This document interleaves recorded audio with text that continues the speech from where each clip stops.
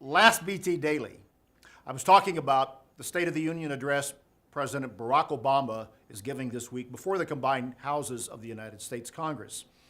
The article that I was quoting from, the survey that was taken of Americans to determine how they view the State of the Union, the United States, showed some very pessimistic details.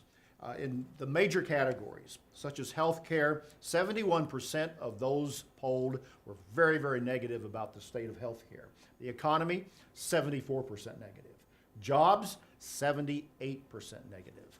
80% of those surveyed were basically negative. Only 20% showed any positive help. As this article goes on to show that Americans, it seems right now, are profoundly unhappy with the state of their country. And pessimism, of course, is not a natural state for an American. But that's where we are. That's the state of the Union.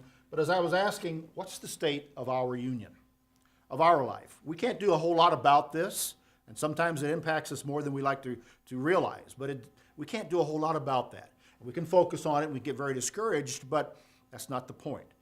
I was going through the book of Philippians and showing the positive tone and that the Apostle Paul had with the church from his own life and his own situation, because he wrote that letter, Philippians, from prison. And he exudes joy as he is talking about them and focusing upon their lives, his prayers for them.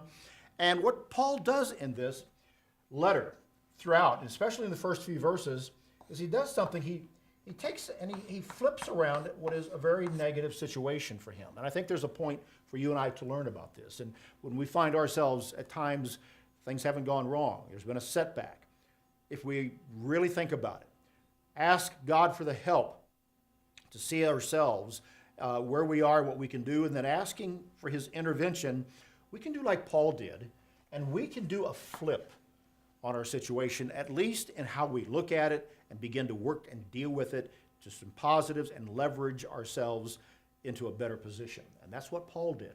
He was in prison. He wrote this letter. He talks to the people. He said in verse 9 of Philippians 1, I pray that your love may abound still more and more in knowledge and all discernment, that you may approve the things that are excellent, that you may be sincere without offense until the day of Christ, being filled with the fruits of righteousness, which are by Jesus Christ to the glory and praise of God.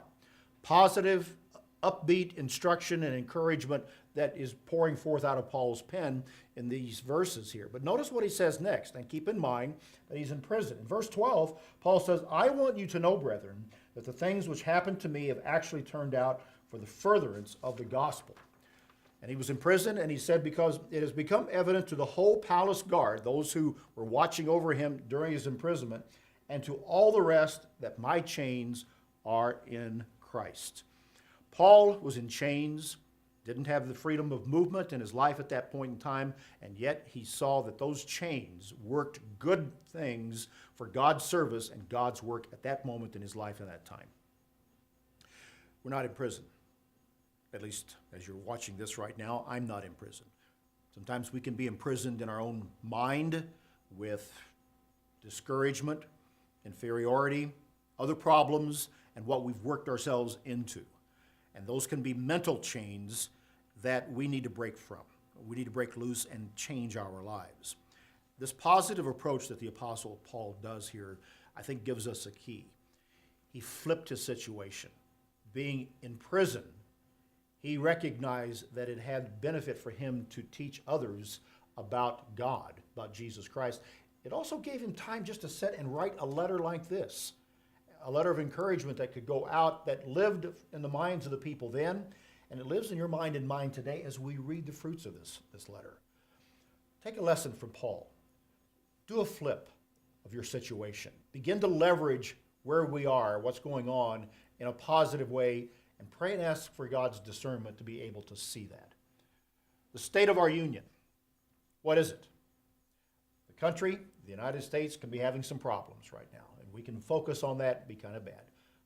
But we can focus on the state of our union, and we can begin to take some steps to turn it around.